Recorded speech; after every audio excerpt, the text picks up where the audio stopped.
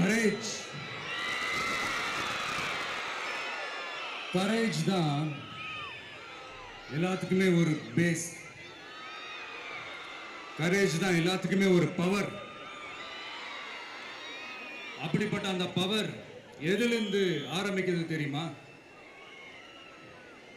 நம்மள under estimate பண்ற நேரத்தில், நம்மள ஒரு ஏளனமா பார்க்கிற நேரத்தில், நம்ம யாருன்னு ப்ரூவ் பண்ணி காட்டணும்னு ஒன்று தோணும். நம்ம யாருன்னு காட்டணும்னு ஒரு உத்வேகம் ஒன்று வரும். அப்படி ப்ரூவ் பண்ற அந்த பாயிண்ட் எதுல இருந்து ஸ்டார்ட் ஆகுது தெரியுமா? எந்த விஷயத்துல நம்மள கிண்டலும் கேலியுமா பேசுறாங்களோ அதே விஷயத்தை வச்சு நம்ம அது ஒரு பாசிட்டிவா மாத்துறதுன்னு ஒண்ணு இருக்குல்ல, அதே விஷயத்தை வச்சு நம்ம அது ஒரு ஃபயரா மாத்துறதுன்னு ஒன்று இருக்குல்ல, அங்கிருந்து தான் அந்த பவரே ஸ்டார்ட் ஆகுது. அப்படிப்பட்ட அந்த உண்மையான அந்த பவரை சொல்ற அந்த பாயிண்ட்ல இருந்து ஆரம்பிக்கலாமா? ஏ விஜய், வீட்டை விட்டு வெளியே வா. ஏ விஜய், பணியூர் விட்டு வெளியே வா அப்படின்னு சொல்றவங்களுக்கு என் வீடு எதுன்னு தெரியுமா? முதல்ல என் வீடு எங்க இருக்குனாவது தெரியுமா? என சீண்டி பார்க்கறதா நினைச்சு கிண்டலும் கேலியுமா பேசுறவங்களுக்கு நான் சொல்றேன், இந்த தமிழ்நாடு தமிழ்நாடுன்னு சொல்றாங்களே, அது மத்தவங்களுக்கு வேணா ஸ்டேட்டா இருக்கலாம். ஆனா என்ன பொறுத்த வரைக்கும் என் தாய் நாடான தமிழ்நாடு தான் என் வீடு.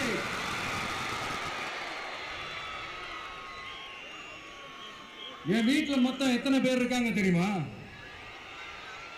8 கோடி பேர் இருக்காங்க.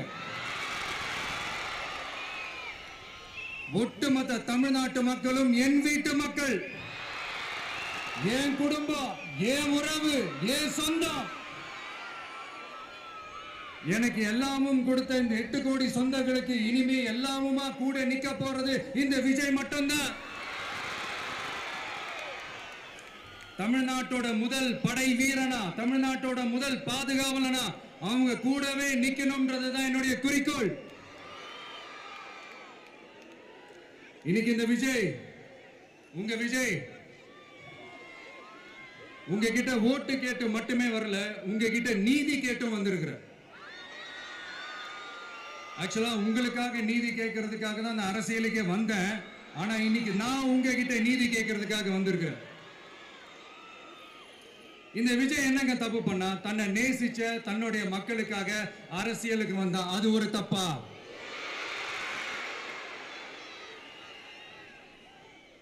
எல்லாத்தையும் ஒதுக்கி தள்ளிட்டு மக்களுக்காக மட்டுமே வந்த அது ஒரு தப்பா? இந்த மற்ற கட்சிகளுக்கெல்லாம் மாநாடு நடத்துறதுக்கோ, பொதுக்கூட்டம் நடத்துறதுக்கோ, இல்ல ஹால் ஃபங்க்ஷன்ஸ் நடத்துறதுக்கோ பர்மிஷன் கொடுப்பாங்க, இடம் கொடுப்பாங்க. ஆனா நமக்கு மட்டும் இடம் கொடுக்க மாட்டாங்க, கொடுக்கவும் விட மாட்டாங்க. இது என்னங்க நியாயம்?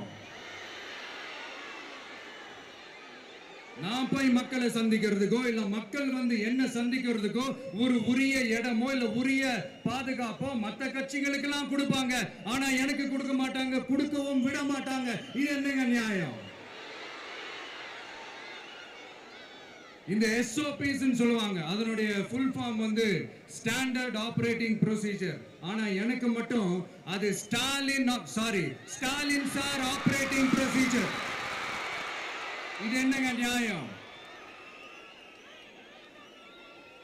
இந்த விஜய் உண்மையானவன்றது உங்க எல்லாருக்குமே தெரியும். நமக்கு எதிராக சதி செய்யறது யாரு, நமக்கு எதிராக சூழ்ச்சி செய்யறது யாரு, நமக்கு எதிராக பழி போடுறது யாரு, யாரெல்லாம் ஒன்னா சேர்ந்து இதெல்லாம் செய்யறாங்கன்றது உங்க எல்லாருக்குமே நல்லா தெரியும். அதனால என்னோட சொந்தங்களாகிய உங்ககிட்ட வந்து நான் நீதி கேட்காம வேற யாருக்கிட்ட தான் போய் கேட்பேன்?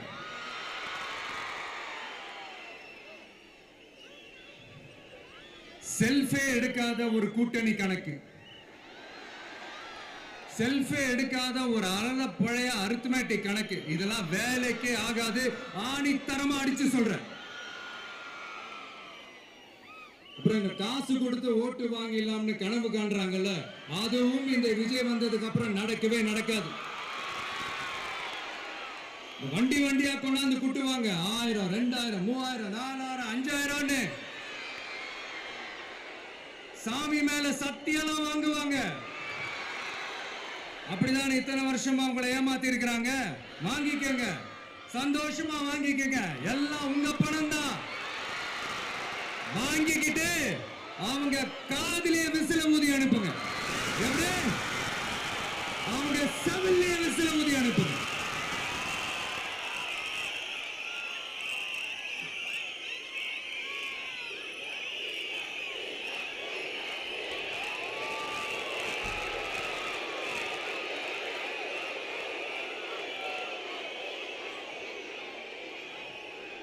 அடுத்து நம்மளுடைய ஜென்சி அடுத்த இளம் தலைமுறையினருக்கும் நான் சொல்லணும்னு நினைக்கிறேன். இந்த பணத்தை கொடுத்து ஏமாத்தி ஓட்டு வாங்குற அந்த கலாச்சாரம் ஒழியணும். பணத்தை கொடுத்து ஏமாத்தினா ஏமாறுவீங்க. உங்களை தான் கேட்கிறேன், பணத்தை கொடுத்து ஏமாத்தினா ஏமாறுவீங்க? எல்லாரும் கொஞ்சம் கை இப்படி வைங்களேன் எனக்காக. நான் சொல்றதை கொஞ்சம் ரிப்பீட் பண்ணுங்க. எங்க ஓட்டு எங்க உரிமை. எங்களை யாரும் விலைக்கு வாங்க முடியாது. எங்கள் ஓட்டு விசில் சின்னத்துக்கு தான். வேற யாரையும் நம்பி ஏமாற மாட்டோம். தேங்க்யூ. கேட்டுச்சா சார்? இனிமே நீங்க கொள்ளையடிச்சு வச்சிருக்கிற பணம் எல்லாம் வேஸ்டா போகுது. குப்பையில தான் தூக்கி போடணும். உங்களுடைய இந்த ஊழல் ஆட்சியும் மக்கள் குப்பையில தான் தூக்கி போட போறாங்க. அடுத்து ஒவ்வொரு வீட்டில் இருக்கிற என்னுடைய குட்டி நண்பா நண்பீஸுக்கும் ஒன்னு சொல்லணும்னு நினைக்கிறேன். வீட்டில் டிவியில உட்கார்ந்து இந்த பிரச்சார மீட்டிங்லாம் பார்த்துட்டு இருப்பீங்க. உங்களையும் உங்களுடைய ஃபியூச்சரையும் மைண்ட்ல வச்சுக்கிட்டு தான் நாம அரசியலுக்கே வந்திருக்கிறோம். அதனால எனக்காக நீங்க ஒன்று செய்யணும். தொடர்ந்து செஞ்சுக்கிட்டு தான் இருக்கிறீங்க. நான் நிறைய கியூட்டான வீடியோஸ்லாம் நான் பார்க்குறேன். லைக் உங்க அம்மா அப்பா கிட்ட மைக்கை நீட்டி யாருக்கு ஓட்டு போடுவீங்கன்னு கேட்டா பின்னாடி இருந்த அந்த பையன், அம்மா விஜய்னு சொல்லுவா, அப்பா விஜய்னு சொல்லுப்பா அப்படின்னு நிறைய அந்த கியூட்டான வீடியோஸ்லாம் பார்க்கிறேன். அதை தொடர்ந்து தயவு செஞ்சு அதை தொடர்ந்து கண்டினியூ பண்ணுங்க. உங்க வீட்டில் இருக்கிற உங்களுடைய அப்பா அம்மா தாத்தா பாட்டி பெரியப்பா பெரியப்பா சித்தி சித்தப்பா அத்தை மாமா ஓட்டு போடுற வயசுல இருக்கிற அண்ணன் அக்கா எல்லாரையும் விசில் சின்னத்துக்கு ஓட்டு போட சொல்லுங்க. விசில் சின்னத்துக்கு ஓட்டு போட வைங்க.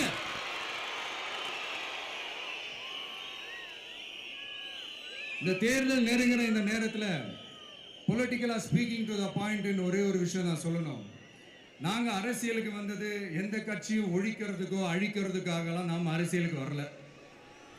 யார் மேலேயும் தனிப்பட்ட ஒரு வன்மமோ இல்லை தனிப்பட்ட கோபமோ அப்படிலாம் யார் மேலேயும் கிடையாது. இந்த மற்றவங்க மாதிரி இந்த வெறுப்பு அரசியல் பண்றதுக்காகலாம் நாம அரசியலுக்கு வரல. அரசியல் ரீதியா நம்மளுடைய எதிரிகள் யாருன்னு டிக்ளேர் பண்ணிட்டு தேர்தலில் நின்று ஜெயிச்சு மக்களுக்காக எங்களுடைய நன்றி கடனை செலுத்துறதுக்காக தான் நாம அரசியலுக்கே வந்திருக்கோம். Just want to make this clear. அவங்கள கேள்வி கேட்கறதுக்கு முன்னாடி அவங்களோட இயலாமையை மறைக்கிறதுக்காக இந்த ஏ டீம் பி டீம் இதெல்லாம் கூட சேர்த்துக்கிட்டு ஒரே விஷயத்த சொல்லி அழுவுறாங்கல்ல. என்னன்னு சொல்லி அழுவுறாங்க? அனுபவம் இல்லாதவங்களால எப்படி ஆட்சி அதிகாரத்தை செய்ய முடியும் அப்படின்னு ஒரே விஷயத்த சொல்லி அழுவுறாங்கல்ல. அந்த அழுகைக்கு நாம் ஒரு பதிலடி கொடுக்கணும்ல. மக்களே, நான் உங்களையே கேட்கிறேன், தெரியாம தான் கேட்கிறேன். இந்த அனுபவம் அனுபவம் அனுபவம்னு சொல்றாங்களே, அதிகாரத்தை வச்சு மக்கள் பணத்தை கொள்ளையடிச்சதை தாண்டி வேற ஏதாவது கொம்பு முளைச்ச பெரிய அனுபவம் இவங்களுக்கு இருக்குதா?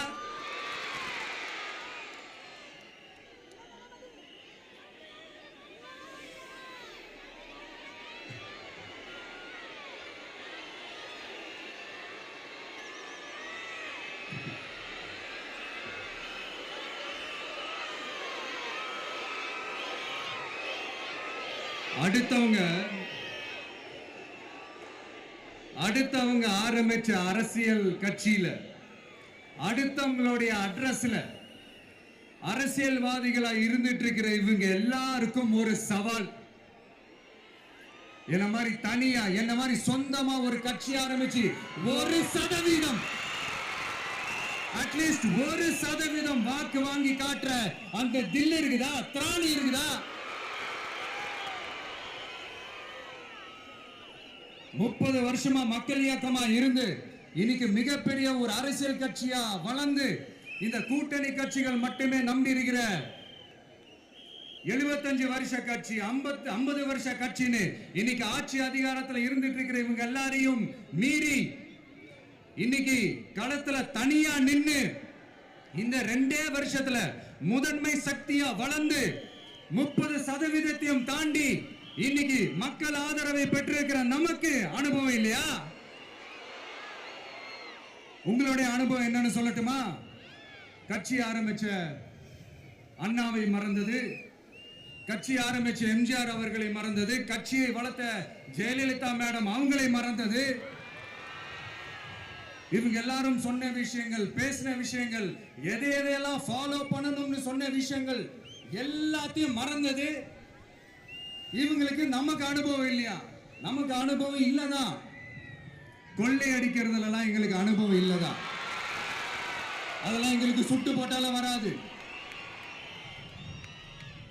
இந்த கொள்கையை பேருக்கு மட்டும் வச்சுக்கிட்டு நேரடியா சரண்டர் ஆகிறது, மறைமுகமா சரண்டர் ஆகிறது, இந்த மாதிரி அனுபவம் நமக்கு இல்லதான். அதுவும் நமக்கு சுட்டு போட்டாலும் வராது. மக்களை நேசிக்கிற நல்ல குணம் இருந்தா போதும்யா. நல்ல சூப்பரான ஒரு நல்லாட்சி கொடுக்கலாம். நல்லாட்சி கொடுக்கிறதுக்கு மெத்த படிச்ச மேதாவிகளா இருக்கணும்லாம் ஒன்றும் அவசியம் இல்லை.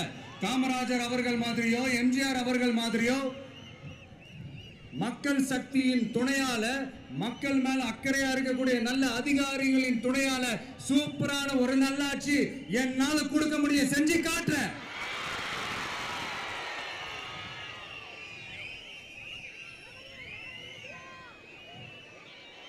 நாலரை வருஷம் ஆச்சு, 4.25 வருஷத்துக்கு மேல ஆகுது. இப்போ ஒவ்வொரு வீட்டு கதவையா தட்டி உங்கள் கனவுகளை சொல்லுங்கள், உங்கள் கனவுகளை சொல்லுங்கள், நாங்கள் அதை நிறைவேற்றி காட்டுறோம். இல்ல, ஸ்டாலின் சாருக்கு மக்கள் சார்பா ஒரு கேள்வி. மக்களுடைய கனவு என்னன்னு உங்களுக்கு தெரியுமா சார்? அது சரி, அவங்க என்ன நினைக்கிறாங்கன்னு உங்களுக்கு தெரியாது, அதுக்கப்புறம் எப்படி அவங்க கனவுகளை பத்தி உங்களுக்கு தெரியும்? மக்களோட கனவு என்னன்னு நான் சொல்லட்டுமா சார்? 2019, 2021, 2024 இந்த 3 தேர்தலையும் மக்கள் உங்களுக்கு வாக்களிச்சதுக்கு காரணம் நீங்க மக்களுக்கு ஏதாவது நல்லது செய்வீங்கன்னு நம்பிதான். ஆனா நீங்க மக்களுக்கு கொடுத்த பரிசு மக்களுக்கு பாதுகாப்பே இல்லாத மக்கள் விரோத ஆட்சி. அந்த மக்கள் விரோத ஆட்சியை அகற்றிட்டு அந்த இடத்தில் தமிழக வெற்றி கழகத்தை ஆட்சி பீடத்தில் அமைக்கணும் அப்படின்றதுதான் மக்களுடைய ஒரே கனவு. இந்த மக்கள் விரோத திமுக அரசை நிலைக்க கூடாது அப்படின்றதுதான் மக்களுடைய ஒரே கனவு. 100% தூய சக்தி டிவிக்கு ஆட்சி அமைக்கும். அதுல உங்களுடைய கனவுகள், உங்களுடைய ட்ரீம்ஸ் எல்லாமே ஃபுல்ஃபில் ஆகும், நிஜமாகும்.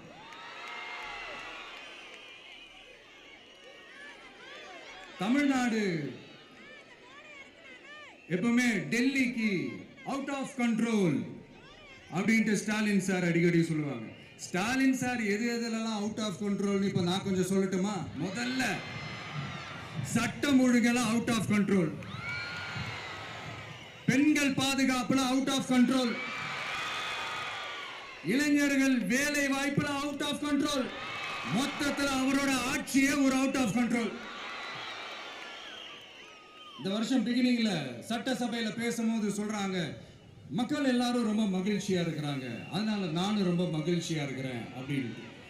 மக்கள் சந்தோஷமா இருக்கிறத பார்க்கறது கூட ஒரு சந்தோஷம் தான் சார், அது யாரும் இல்லைன்னு சொல்லல.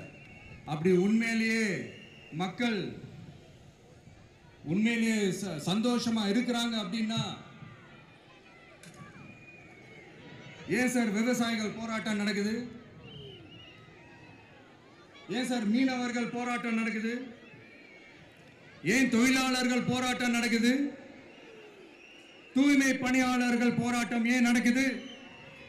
அங்கன்வாடி ஊழியர்கள் போராட்டம், செவிலியர்கள் போராட்டம், மருத்துவர்கள் போராட்டம், மாற்றுத்திறனாளிகள் போராட்டம், அரசு ஊழியர்கள் போராட்டம், ஆசிரியர்கள் போராட்டம், இடைநிலை ஆசிரியர்கள் போராட்டம், பகுதி நேர ஆசிரியர்கள் போராட்டம்.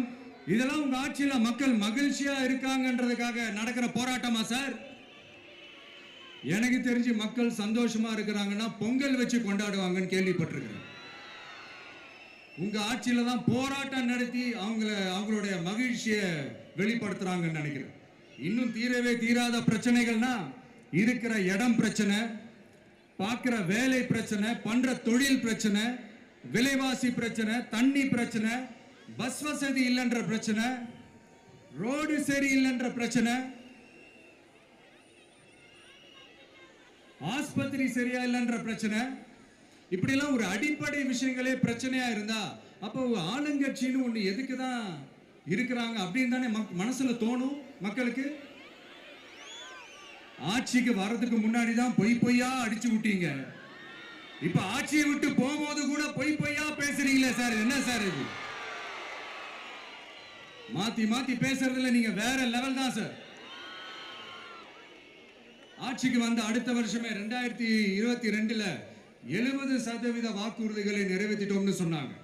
அப்புறம் போன வருஷம் 90% வாக்குறுதிகளை நிறைவேற்றிட்டோம்னு சொன்னாங்க. அப்புறம் இந்த வருஷம் 505 வாக்குறுதிகளை 404 வாக்குறுதிகளை நிறைவேற்றிட்டோம். கிட்டத்தட்ட ஒரு 80% வாக்குறுதிகளை நிறைவேற்றிட்டோம்னு சொன்னாங்க. முதல்ல 70, அப்புறம் 90, அப்புறம் 80. இன்னும் தேர்தல் நெருங்க அது 60, 50, 40, 30, 20ல போய் நிற்கும்னு நினைக்கிறேன். அதையும் அவரே அறிவிப்பாரா என்னமோ எனக்கு தெரியல.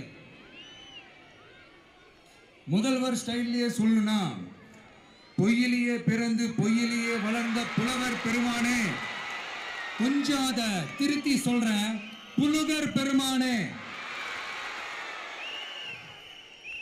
அது இன்னும் பொருத்தமா இருக்கும். அவருடைய அண்ட புழுகு, ஆகாச புழுகு என்ன தெரியுமா?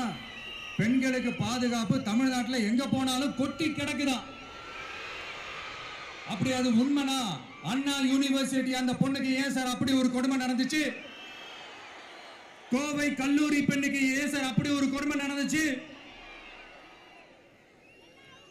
பெண் குழந்தைகள் பாதிக்கப்படுறதா கிட்டத்தட்ட 1000க்கும் மேலான போக்சோ கேசுகள் ஏன் சார் பதிவானுச்சு? போதைப் பொருள் கலாச்சாரம் கண்ட்ரோலே இல்லாம அது பாட்டுக்கு தாறுமாற எங்கேயோ போய்கிட்டு இருக்கு. வயலன்ஸ்லாம் தலைவிரிச்சு ஆடுது. அதுக்கு ஒரு ரீசெண்ட் எக்ஸாம்பிள் அந்த ரயில்வே ஸ்டேஷன்ல அந்த சிறுவர்கள் எல்லாரும் சேர்ந்து செஞ்ச அந்த சம்பவம். சட்டம் ஒழுங்கு சரியா இருந்தா ஏன் சார் இப்படி எல்லாம் நடக்குது? சட்டம் ஒழுங்கு சரியா இருக்கணும்னா முதல்ல தமிழ்நாட்டுக்கு ஒரு டிஜிபி வேணும் சார். எங்க சார் போனார் அவரு? எங்க அவரு?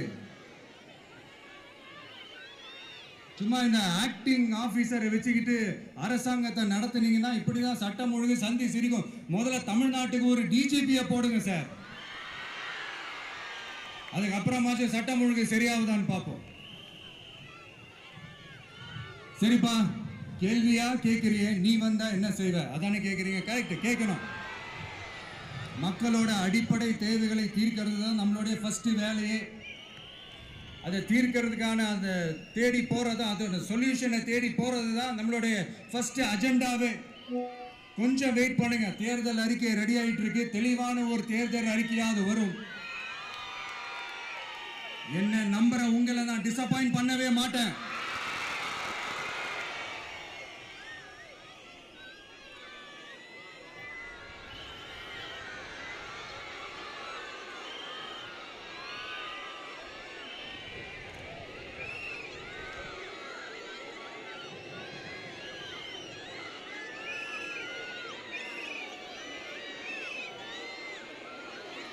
இந்த சும்மா ஆட்சிக்கு வரணும்ன்றதுக்காக இந்த நடைமுறைக்கு சாத்தியமே இல்லாத இந்த மாதிரி விஷயங்கள் எல்லாம், வாக்குறுதிகளை நான் என்னைக்குமே கொடுக்கவே மாட்டேன். அதே மாதிரி ஆட்சிக்கு வந்ததுக்கு அப்புறம் கூட அவங்க அது தரல, இவங்க இது தரல அப்படின்லாம் பம்மிக்கிட்டு இல்லாம உங்களுக்காக எந்த எக்ஸ்ட்ரீமுக்கும் போய் நான் போராடவும் தயாரா இருக்கிறேன். அதனால நான் மறுபடியும் இதை நான் ரிப்பீட் பண்றேன். இவ்வளவு நாள் இதை நான் மட்டும் தான் சொல்லிக்கிட்டு இருந்தேன். இப்ப களமே சொல்லுது, ரெண்டே ரெண்டு பேருக்கு நடுவுல தான் போட்டியே.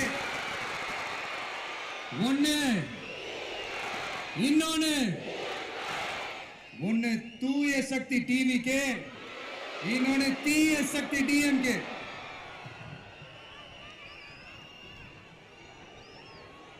இப்ப நம்ம இந்த எலெக்ஷன் விஷயத்துக்கு வருவோம். விஜய் என்னப்பா இவரை மட்டும் தான் எதிர்க்கிறாரு, இவங்களை எதிர்க்க மாட்டேன்றாரு, அவங்கள பத்தி எதுவுமே சொல்ல மாட்டேங்கிறாரு. இல்லை, நான் கேட்கிறேன், இது யாருக்கான எலெக்ஷன்?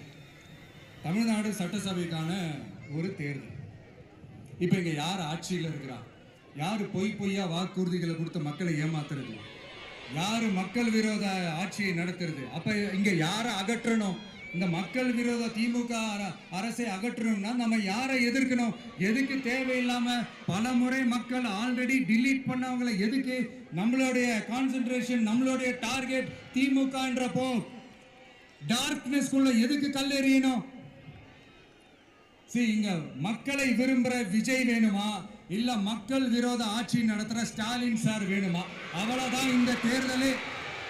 இதுக்கு நடுவுல வேற யாருமே கிடையாது. புரியுதுங்களா உங்களுக்கு? என் நெஞ்சில் குடியிருக்கும் சேலம் மக்களே,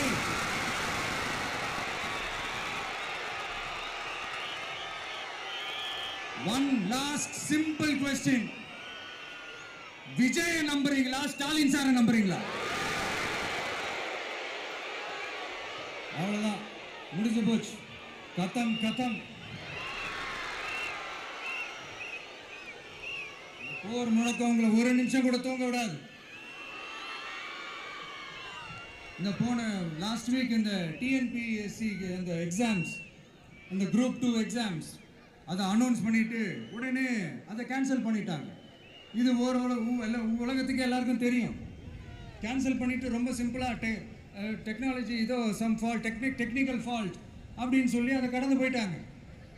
இத்தனை வருஷமா ராத்திரி பகலமா கஷ்டப்பட்டு படிச்சு எப்படியாவது நமக்கு அந்த வேலை கிடைக்காதான்னு அந்த எக்ஸாம்ஸை ஃபேஸ் பண்ண வந்த நம்மளுடைய தம்பி தங்கைகள் எவ்வளவு ஒரு மன உளைச்சலுக்கு ஆளாயிருப்பாங்க. அதை யாராவது யோசிச்சு பார்த்தீங்களா? ஒரு எக்ஸாம்ஸை ஒழுங்கா நடத்த தெரியல, இதுல உலக நாடுகளோட போட்டி போடுறாங்களாம். நம்மளுடைய தம்பி தங்கைகள், நம்ம அம்மா அப்பா கிட்ட சொல்லுங்க, யாரும் தைரியம், எல்லாரும் தைரியமா இருங்க. வரப்போறது உங்க ஆட்சி, நம்ம ஆட்சி.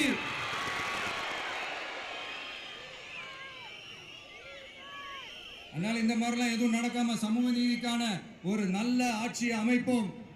இளைஞர்களின் வேலை வாய்ப்புகளை மனசுல வச்சுக்கிட்டு டிரான்ஸ்பரண்டா அதுக்கான ஒரு தீர்வை காணுவோம். நான் விக்கிரவாண்டி மாநாட்டில் பேசும்போது ஒரு பொலிட்டிக்கல் பாம் ஒன்று சொன்னேன், ஞாபகம் இருக்கா? ஆட்சியிலையும் பங்கு, அதிகாரத்திலையும் பங்குன்னு ஒன்று சொன்னேன். இப்போ அந்த பொலிட்டிக்கல் பாம் எல்லா கூட்டணியிலையும் வெடிச்சுக்கிட்டு இருக்கு, தாறுமாற வெடிச்சுக்கிட்டு இருக்கு. ஸ்டாலின் சார்லாம் பதறாரு, ஆட்சி அதிகாரத்தில் பங்கெல்லாம் தமிழ்நாட்டில் ஒத்து வராது அப்படின்னு சொல்றாரு. அவங்கள பொறுத்த வரைக்கும் ஜெயிக்கிறதுக்காக மட்டும்தான் கூட்டணி, மற்ற எல்லாத்துக்குமே அவங்க தனி அணி, அவங்க மட்டுமே ஒரே அணி. வெல்வோம் ஒன்றாக, ஆனா வரும் வெல்த் எல்லாம் பார்ப்போம் தனியாக. அந்த வெல்வோம் ஒன்றாக என்றது இதுதான் சீக்கிரட்டு. புரிய வேண்டியவங்களுக்கு நல்லா புரியும் நினைக்கிறேன். உங்களோட நான் இருக்கேன், நம்மளோட நம்ம மக்கள் இருக்காங்க. இதுக்கு மேல என்ன வேணும்? கான்பிடென்டா இருங்க, நல்லதே நடக்கும், வெற்றி நிச்சயம். மீண்டும் சந்திக்கும் வரை நன்றி, வணக்கம்.